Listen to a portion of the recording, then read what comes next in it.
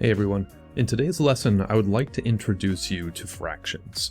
Now, fractions are sometimes a little intimidating, especially more than simple counting numbers, but in truth they are one of the principal ways that we expand the idea of numbers into something beyond counting. For example, music relies heavily on ratios. If you take a guitar string and pluck it, and then move your finger 1/2 down its length and struck it again, then you would get a pleasant sound. But if you move off of that 1/2 mark slightly, you will get an unpleasant sound. This is because ratios appear in vibrations, and vibrations are critical for music. Similarly, when you're talking about art relies on ratios. The golden ratio is one that is often cited as necessary if you'd like to draw an appealing human face or a proportionally accurate human body. It even appears in other types of nature where you're looking at plants and structures. Google it sometime, it's a very interesting concept. So in truth, if you can understand fractions and how to visualize them, you're going to be able to look at different relationships between numbers that will help you expand your idea of what we can use numbers to represent. So let's begin with exploring how we can represent fractions. Now, I will admit I am a little biased in how I like to represent my fractions. I think that the way most of us learn to visualize fractions is not the most helpful model. For example, let's take a look here at the fraction 2/7. Now we can absolutely represent this as 2 of 7 pieces, and I've often seen it where people represent this with a pie or some kind of circle that they divide up. I'm not a huge fan of this model because when I show it to people for the first time, there's a tendency to divide once, twice, 3 times, 4 times, 5 times, 6 times, and then 7 times, which produces a lot of uneven pieces and produces more pieces than we originally intended. In fact, there are 14 pieces in this pie when we only meant to do 7. Now, we could try to compensate for that by drawing from the middle, but it becomes very difficult to estimate how big a 7th is if we're just sketching it out with no other 7ths nearby. So we might try to keep this nice and even and get to 3, and then 4, and then 5, that one's a little big, 6, and then 7, where we've got a huge chunk left over. So that's not exactly what 7 pieces is. So instead, I like to look at using a square. If you take a square, you can estimate how you would divide this into 7 pieces so that you get 1 little sliver, 2 little slivers, 3 little slivers, and we want to make sure that we are getting 7 in here. So by 3, I'm not quite halfway through, which is a good sign, because 4 should put me a little bit beyond half, 5 should put me a little further than that, 6 should put me a little further than that, and in fact, we already have our 7ths just by drawing 6 of these lines. This is something that's referred to as the fence post principle. If you'd like to have a certain number of gaps between your fence posts, then you put in 1 more fence post than you would like there to be the gaps. Now, in the case that you draw yours and they're nice and even but you forgot to have a few, you can always just sketch on 1 more and it'll still look pretty much like a square, but since we already had our 7, I'm going to remove this. So this is what 1/7 is one of these 7 slices, 1 brought into 7 parts. So 1 brought into 7 parts. That's why we call it division. We are dividing a figure. So 2/7 would be 2 of these 7th parts. So let's shade in 1 and then shade in 2. That would represent 2 of 7. So 2 divided by 7 can be thought of as 2 of our 7th parts, which is 2 times of 1/7, or 1/7 and another 7th. Let's explore what each of these means. 2 divided by 7 means that we actually started with 2 different squares. So let's see why these are the same. We have 2 different squares, and we'd like to divide them into 7 total pieces. Well, to do that, let's first put them right next to each other. And then let's go through dividing all of these by putting 6 fence posts through them all. So we've got 1 fence post, 2 fence posts, 3 fence posts. 4 fence posts is going to put us a little over the first figure. 5 fence posts and 6 fence posts. So if we do 2 divided by 7, then we would look for one of the things we have created and notice that it's the same size as our 2 1/7ths. So 1/7 and another 7th is the same thing as 2 7ths, which is the same thing as 2 divided by 7, which is the same thing as 2 divided by 7. So we're seeing that there's a relationship, a story in all of these symbols. Now, if we'd like to see why it is that this is the same thing as 4 over 14, I'm not going to rely on any kind of rules that I've been taught in school. I'm going to instead just look at it through its story. 4 divided by 14 is something that I could look at as 4 different squares that I split into 14 segments, but that seems difficult to do. I don't want to draw 13 fence posts going all the way down 4 different objects. So instead, I might try to look at it through a different lens, like maybe this one right here, where 2 7ths could be thought of as a 7th and a 7th, so 4 14ths could be thought of as 4 different 14ths. Let's write that down. 4 14ths can be thought of as a 14th plus a 14th plus a 14th plus a 14th, which we can write more simply as just saying that it is 4 of these 14ths. Now, I have a whole bunch of pictures over here where I have 7ths. I'm going to erase some of these because I've not found them helpful. Let's take away the circles, and let's take away these two blocks. And let's just look at the simplest model we have. This is a model where I have divided up everything into 7ths. And now I'm curious about dividing it into 14ths. Well, one way of doing this is that I could just take all of the 7ths and I could divide them in half. So let's do that. I'm going to draw a line right down the middle. And that way, if I now count each of those little segments, I have 14 equal segments. So I haven't changed the amount of the square that I am claiming, that I am shading in, and that's why we can look at 2 7ths as being the same as 4 14ths, because if this was a tray of brownies, then I would have the same total brownies if I had 2 of 7 pieces out of that tray versus 4 of 14 pieces out of that tray. So we get a relationship in being able to represent these numbers in different ways. The top part, which we will often call the numerator, just simply refers to the quantity. So it's how many of these pieces I get. And if we look at the denominator, the number on the bottom, this is something that refers to the size. Denominator, there we go. The size of these pieces.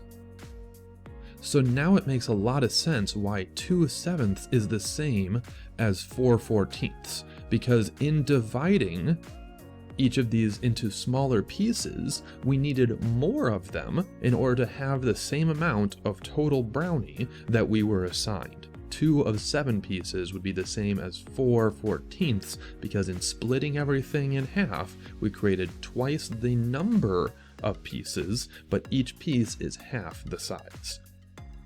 Now, there's a little bit of a challenge that we experience if we're trying to add fractions. Let's go back to our brownies in the tray model, so important for this example. We're going to start with a square tray, and I'm going to try to make that represent 1/3. So that would be splitting it into 3 equal parts with 2 dividing lines, and I'm going to claim one of them. Remember that the number on the top, the numerator, is the number of pieces. The number on the bottom talks about the size of those pieces. If I look at this tray and I compare it to another tray that I want to have represent 1/4, then we can put in 4 little sections and claim one of them. Now the difficulty becomes if we try to add these together, because if I want to try to take out the brownies that I have and look at how much they fill up together, then I've got to start with something that is 1/3 big, And then I've got to put next to it a smaller piece that is about a fourth big, and I have to estimate how much I have filled in with both of these pieces together. Maybe it looks like a half, it's a little bit more, it's difficult to tell. And that becomes the challenge of adding these directly. We can't do it. There's no way of being able to compare how much we got. So if you want, think of this in terms of a story. Imagine that you prepared 2 different trays of brownies for 2 different parties, and you went to one party, and the people there only used 1/3 of what you brought. You go to the other party, and people only ate 1/4 of what you brought. Maybe you'd like to better understand how much you should make the next time you go to these parties so you don't have so much waste. Well, the really creative solution to do here is to divide the brownies in the same way as both parties. So let's take a look here. This is something that is not going to be helpful, so I'm just going to box this off, bracket it off, with a little bit of a question mark for what that is. But if we go back to our diagram here, watch what happens if I divide the first tray into 4 parts, but I'll do it in the other direction. And then the second tray I'm going to divide into 3 parts so that it matches what happened with that original party. Now, if I'm looking to combine all of these pieces, I can do that in a square tray, and to set myself up, I'm going to divide this tray into 12 pieces. Now I can take the 4 pieces that I was given from this diagram and fill it in. And I'll take the 3 pieces from this diagram and add those as well. And what we see is that we have 1, 2, 3, 4, 5, 6, 7 for our quantity of 12ths. We have 7 12ths worth of a brownie tray that has been filled in. This is how we can add fractions. It's just by simply making them have a common denominator, a common size for their brownies. So let's look at what that would be if we were going to work it algebraically. We started with 1/3, and we're going to add to it 1/4. Now the first thing we did was that we cut up the brownies similar to each other. We did not add these directly. So in doing so, we turned the 1/3 into 4 of 12 pieces. Remember, we can see that right up here. There's 1, 2, 3, 4 pieces out of 12 total slots. And the second one, when we broke it into 12 pieces, became 3 of 12, which together got us the 7 12ths when we combined them. This is called making a common denominator. It's an action in which we look at how we can make the number on the bottom the same so that we can combine the size of the brownies in an easy way.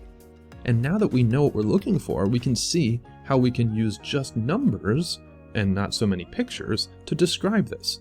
We'll start with taking the 1/3 and recognizing that what we did to make the 4 12ths is that we made there be 4 times as many pieces, but in doing so, each piece was 1/4 the size. So instead of there being 3 total slots in the brownie tray, there are 12. And instead of there being 1 piece that we were given 4 of the smaller. Now, if we take a look at the next one, that was where we had 1/4, and we made there be 3 times as many pieces, but each piece was 1/3 as big. It was cut in 3 pieces. So that's another way that we can now show our work when we're making a common denominator and trying to add different fractions. Now that we know the only way to combine fractions is by getting a common denominator, we can use this fraction. So let's begin with finding what 1/5 would look like if we were to draw it out. For 1/5, we're going to wear a brownie tray, and we're going to break it into 5 pieces by putting 4 dividing lines through it. 1, 2, 3, and 4. It doesn't have to be perfect in your drawing, but you do want to remind yourself that these are supposed to be equal pieces. So 1/5 would be claiming 1 of these 5 pieces. Now we'd like to take this away from 4/3. 4/3 is 4 1/3. So if I start with 1 brownie tray and I divide it into 3 pieces, that would be 1, 2, 3. I need 4 of those thirds, so I must have to reach into another brownie tray to be able to create thirds, so that together I have 4 of them. So this is a representation of 4 thirds, 4 of these 1/3 large slices. And this is a representation of 1/5, where I have 1 of 5 slices.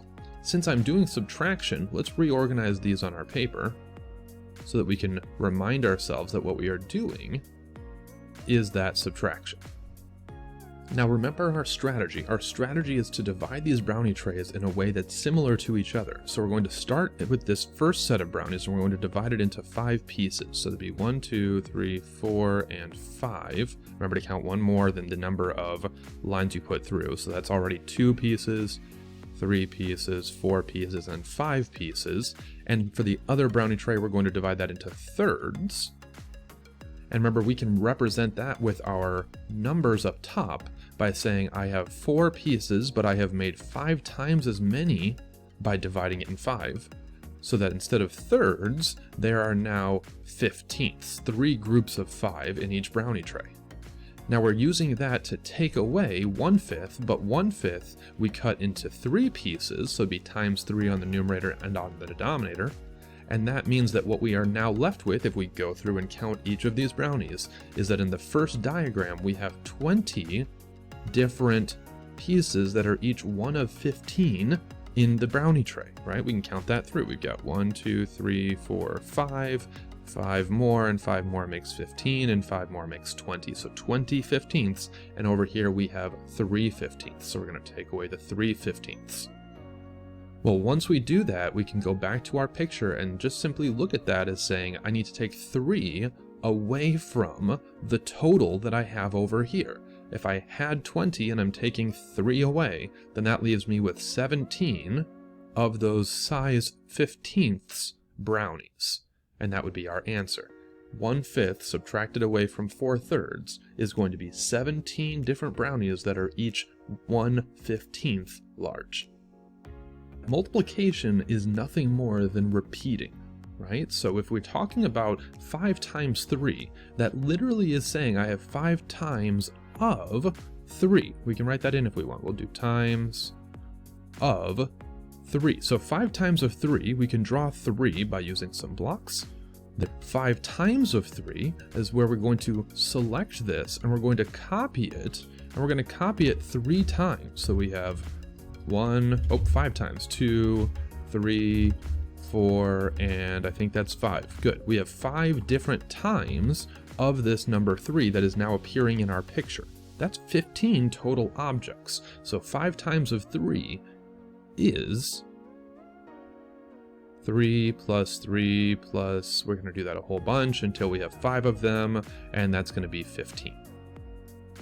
Now we know that it's the same thing as 3 times of 5, because if I take all of these and I organize them into a grid, I can make this 3 going down and 5 going across, 2, 3, 4, and 5, that this rectangle has to be the same size if it's 5 times 3, or if I flip it and make this a 3 times of 5. It's the same rectangle, we're just changing our perspective. So we have this ability to replace 5 times of 3 with 3 times of 5, and we call this property the commutative property. The commutative property allows us to commute just means to move these numbers around whenever we are dealing with multiplication.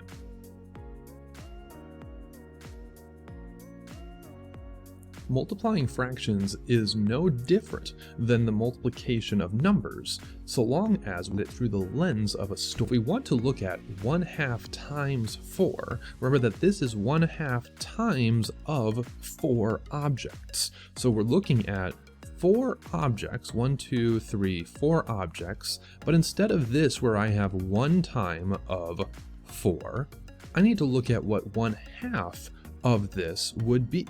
Well, 1/2 of 4 objects, you can look at this a few different ways.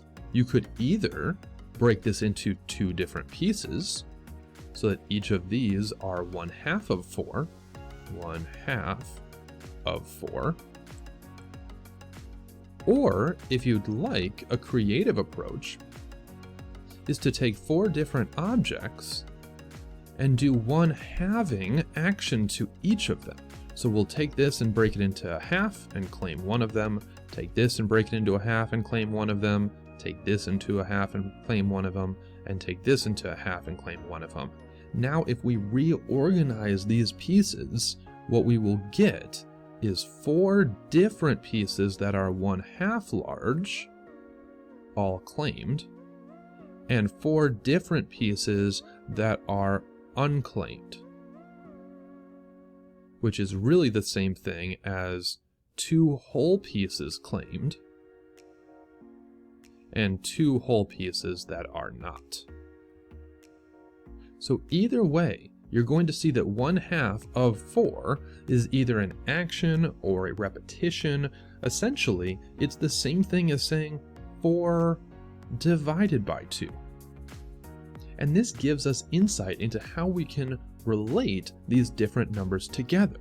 1/2 of 4 is the same thing as 4 divided by 2, which is the same thing as 4 halves.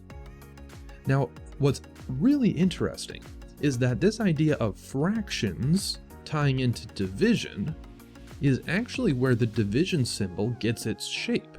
If you look at this division symbol, it has a dot, which represents a number, a line, which represents a fraction bar, and another dot, which represents the other number.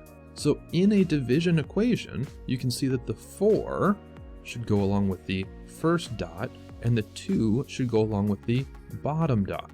It's part of the symbology. It helps us keep track of what's the meaning of this phrase. So 1/2 of 4 can be thought of as 4 divided by 2, or 1/2 of 4 objects. Let's now look at what 1/2 of 3/4 is. Well, I like to look at this as, again, a brownie tray. So let's take a big brownie tray. Let's first look at it as saying I am going to split up this brownie tray into 4 different pieces, because I'm looking at 1/2 of 3/4 as being the story. 1/2 of 3/4. Well, 3/4 is 3 objects claimed out of a brownie tray that's been split into 4 pieces. And so 1/2 of that is going to be equal to splitting each of these in half and claiming only one of them. So we're going to split this in half, and then we're going to remove these. We only get one of each of those 2's. So that's 1/2 of 3/4. Now that's one way we can look at it, but as we saw in the last lesson, you can also look at multiplication where you use that commutative property, the ability to move things around. So you could, if you'd like, look at this as 3/4 of 1/2. So let's look at that diagram.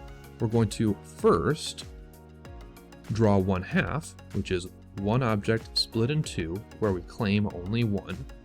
And then 3/4 of that is where we need to look at our claimed object and split it into 4 pieces, and only claim 3 of them. So we have 4 claimed right now. Let's erase the bottom one, and that will give us 3 of 4 pieces. So 3/4 of 1/2, either way you calculate it, is going to be 3 of 8 pieces. So how can we represent this without pictures? Well, we can recognize that this 3 of 8 occurred because in the taking of 1/2 of 3/4, we still had the same amount of shading that was given to us. All we did was made every single shaded region go smaller. So 1/2 of 3/4 was where we still had 3 objects. You can see them down here, 1, 2, and 3. So the 1 of the 3 objects gives us 3 objects in the end, but the size was 1/2 of the 4. We split it into 4 pieces and then split those 4 into 8 pieces. So what we're doing is actually multiplying straight across.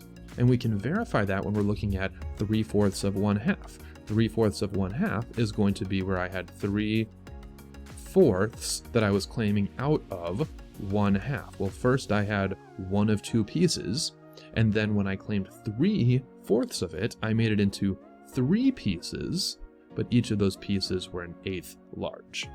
So multiplication of fractions can be done with just our numbers, where we multiply straight across.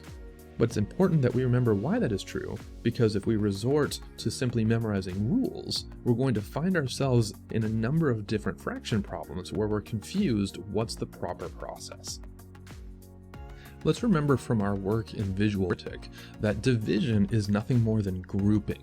So if we would like to do 10 divided by 2, then that's nothing more than us having 10 different objects. So we'll draw those out. 3, 4, 5, 6, 7, 8, 9, and 10. So 10 divided by 2 has a few different interpretations, all of which are correct. One way that I like to think about it is that it's being divided into groups of 2. So 10 divided by 2 is 10 divided into 2. So we're looking at these 10 objects and we're grouping them off into 2s. Here's 2, there's 2, there's 2, there's 2, and there's 2. So in doing this division into 2s, we have created 5 groups. And now that's one way we could look at it. We could also look at it through the idea of fractions, where what we are doing is simply dividing all of the 10 into 2 different groups. That's another equally fine way. So this would be 10 divided into 2 different groups, which gives us 5 in each group.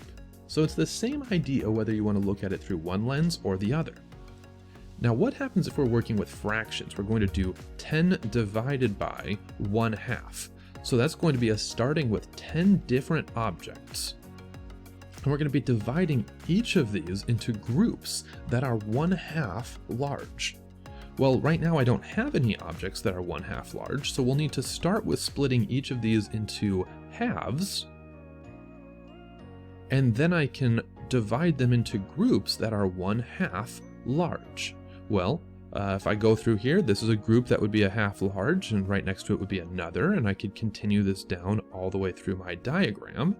And as you can predict, what we're actually doing is we are doubling the number of things we are focusing on. We started with 10 objects, but when I divided them into groups of 1/2, I got 20 different groups.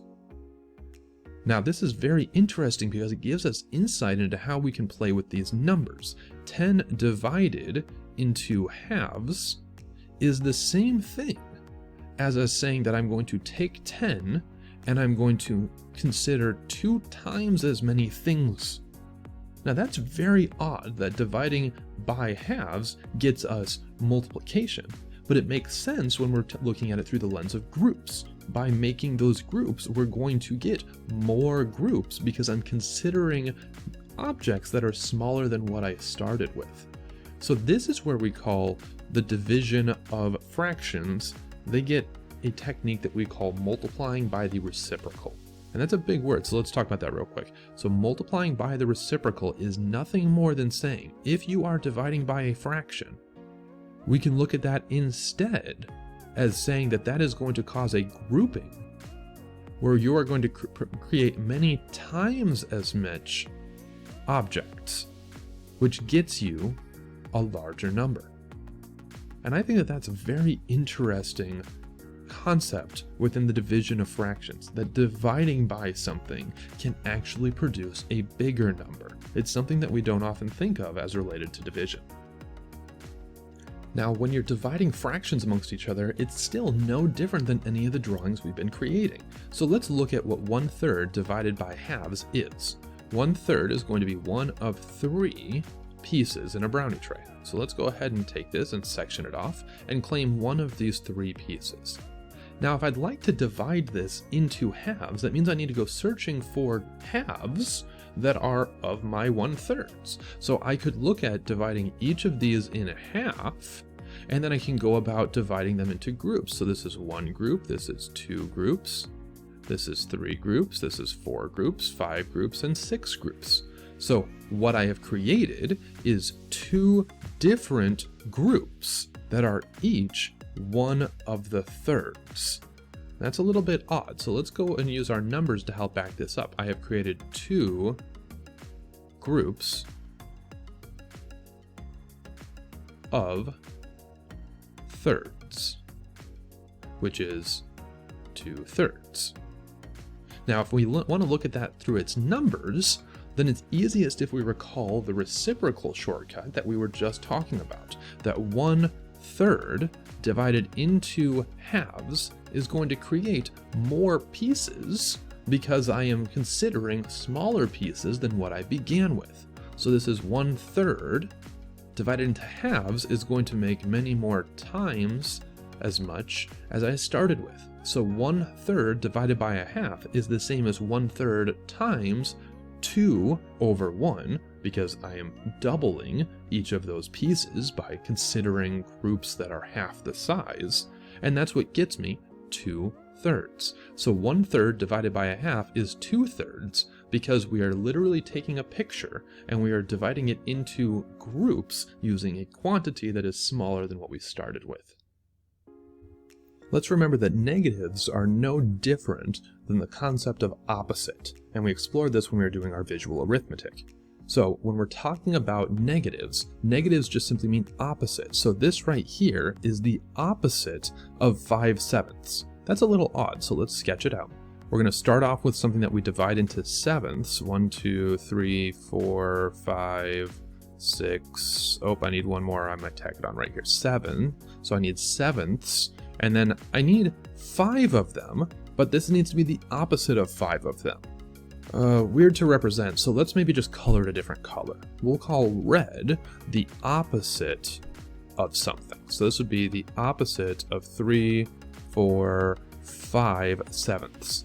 Remember that in our visual arithmetic lesson, we talked about the idea of blocks and anti-blocks, or the idea of pile and holes. Well, you can just think of these as being holes that are this size. So we're going to shade them in red to keep them different. Now this is going to be combined with 4/9. 4/9 is where I need to divide this into 9 pieces, so we're going to go through this and make it into 9 pieces. 3, 4, 5, 6, 7, 8. I think that's 9 just about. 1, 2, 3, 4, 5, 6, 7, 8, 9. There we have it. And we need 4 of those, so I'm going to claim those in with blue. So we've got blue, which is going to represent our objects, and then we're going to have red, which is our anti-objects. Now we can still create a common denominator where we're going to divide these in the same way as each other. So we're going to divide this 3, 4, 5, 6, 7 pieces going one way, and in the other way we're going to have 1, 2, 3, 4, 5, 6, 7, 8, 9. So now they're the same size, and the advantage of this is that we can take these blocks and anti-blocks and we can use them to cancel each other. We can use them to annihilate. So this one is going to cancel with, let's say, this one, and down the row these are going to cancel, and there's going to be a bunch that happens there. Now that's enough for us to get the idea. Let's go back to the numbers so that we can see how this actually works. We are starting with the 5/7, the opposite of 5/7, and we are adding 4/9. So the first thing we need to do to relate any of these is again get a common denominator. So that's going to be, well, if I make 9 times as many cuts in the first brownie tray, that's going to be 5 times 9, where I get 9 times as many pieces, but each of them is 1/9 the size. So that's going to be the opposite of 9 times as many pieces and 9 of the size. And then we're going to add that to 4, where 4 was split into 7 pieces, and on the denominator we have 9 that was grown into 7 pieces as well. So that means that what we now are considering is negative 45 of these 60/3, where we are adding that to 28 of these 60/3. So let's now think to ourselves, if I have 28 objects and 45 opposite objects, anti-objects, some of those are going to cancel away. Well, we can look at that through a couple of different ways. We can look at it as a little side problem of saying, what is negative 45 opposite objects, plus 28? That's going to create, well, more opposite objects than I have regular objects. And in fact, I think it's going to come out to 17. I think there's going to be 17 opposite objects that are left over. If that feels a little weird, you could also do 28 minus 45, which would still get us negative 17. That's where we start with the 28 real objects, and we peel away, we cancel away one at a time, and we look at how there's going to be 17 objects, or anti-objects, that are still left over. Well, now we can go back up to our fraction. We can do a little bit of thought for here. We could either have looked at that as negative 45 plus 28, where the size is still 60/3, or we could have looked at it where we had 28 and we were taking 45 away, or attempting to take 45 away, where there's still size 60/3. And in either case, you're going to get 17 anti-objects that are left over, each of which is a size of 60/3. So this becomes the similar thing to what we were working with when we did our arithmetic. If we keep in mind that fractions are nothing more than a story for the size of the brownie cuts that we have, then when we are adding negatives or subtracting negatives, we still need to make them the same size, and then we just simply do the addition or subtraction we normally would have, and we account for the size on the denominator. If we do multiplication, it's the exact same thing, but now we're going to look at it again through its story. So we're going to look at this as being the opposite, remember that this means opposite, so the opposite of 5/7 of 4/9. Well, we know how to do 5/7 of 4/9. So the opposite of 5/7 of 4/9 is just going to be where I have 5 times 4 quantity of pieces and 7 times 9 quantity of pieces. And so it's going to be the opposite of whatever that is, the opposite of 20/63. That would be negative 20/63. So we've done two different problems and shown that they're the same as we would have done by just considering our positive fraction methods and the stories and models that we have from our visual arithmetic. Let's talk about simplification of fractions a little bit.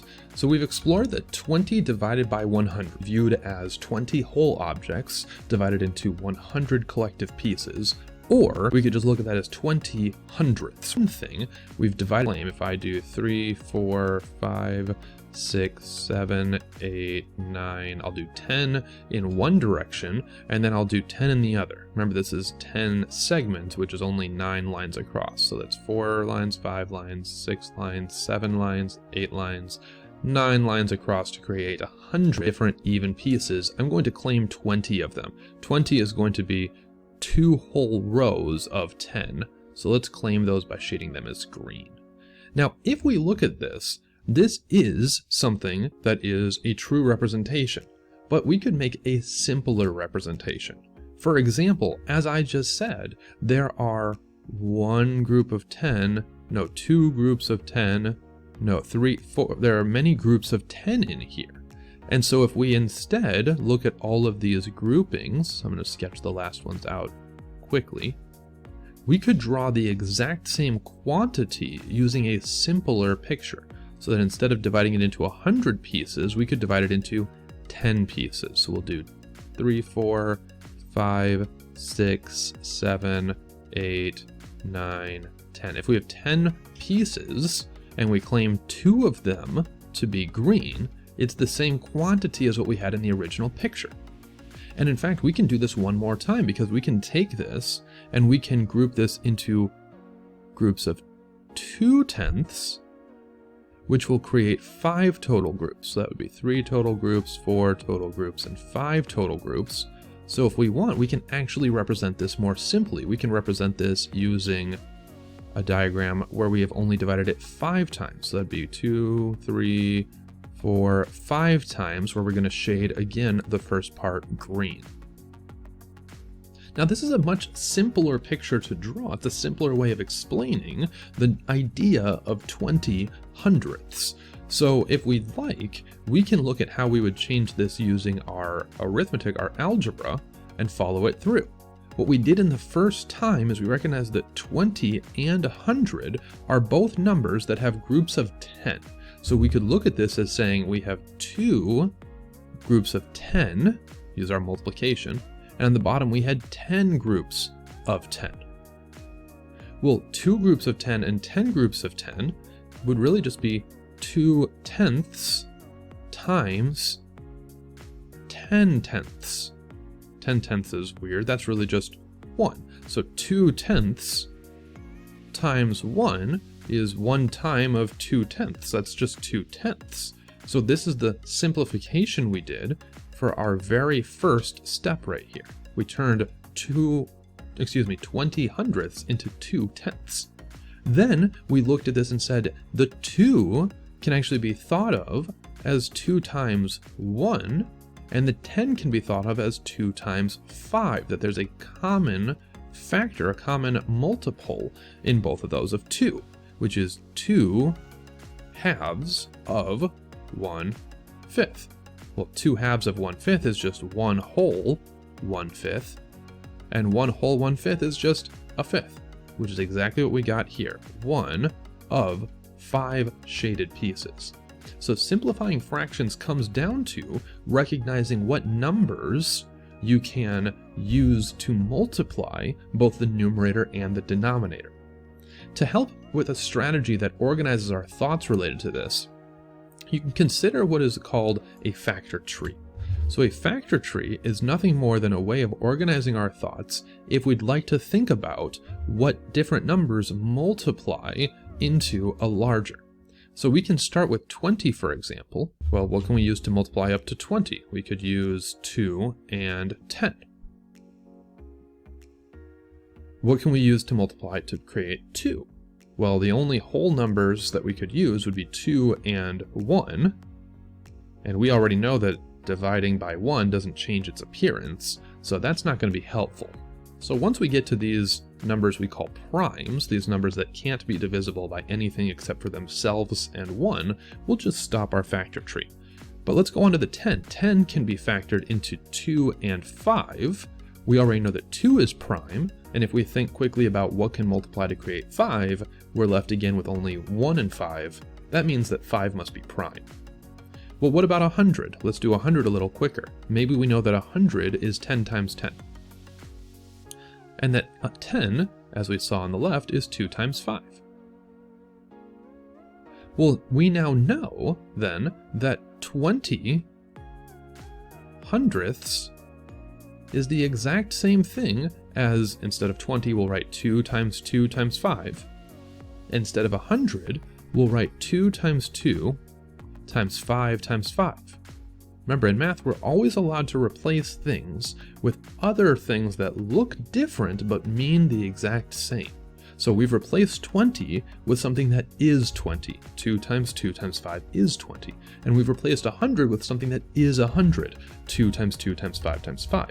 But even more importantly than that, we've replaced it with something that shows all of the possible groups that we could possibly create. Because on the numerator, we have the ability to group things twice, which if we go to any one of these pictures before our fully simplified one, we can see that we can do groups of 2 and it would work out okay. In fact, we were able to do that twice in a row.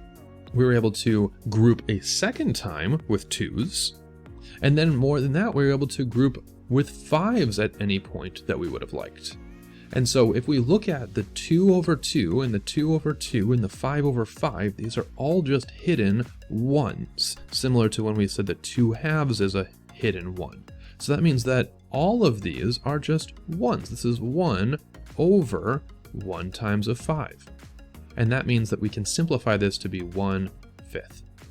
This is a very useful strategy, and it's important that we always try to simplify our fractions because they allow us to recognize connections in math between different stories and concepts that might appear different but actually mean the exact same.